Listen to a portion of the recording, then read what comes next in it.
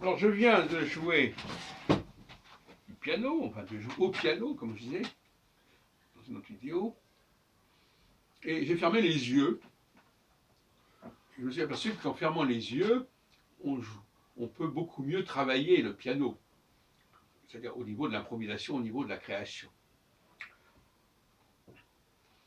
La musique n'a pas besoin du visuel pour fonctionner. Le piano n'exige pas le visuel.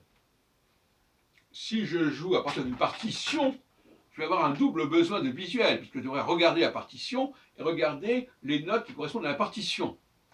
Mais si j'improvise, je n'ai besoin ni de visuel pour voir un texte qui n'existe pas, mais qui est en moi, si on peut dire, à la limite, ni de regarder le piano pour s'assurer que ça correspond à la partition.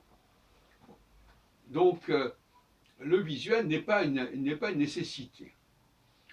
De la même façon, au niveau religieux, je pense notamment au Shabbat, qui se déroule le soir du vendredi notamment, il n'y a pas de visuel normalement.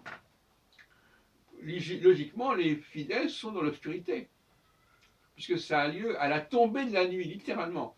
Et donc, ce n'est pas au même moment au printemps et en hiver. Le chant n'exige pas le visuel.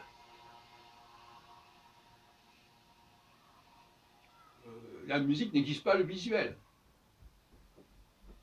Le rapport amoureux, à la limite, n'exige pas le visuel. Avec nos mains, nous pouvons toucher les choses, les reconnaître, sans passer par le visuel.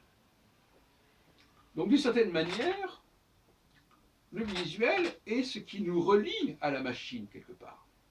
Au papier, au livre, à un certain nombre d'appareils, etc. Au téléphone, voilà.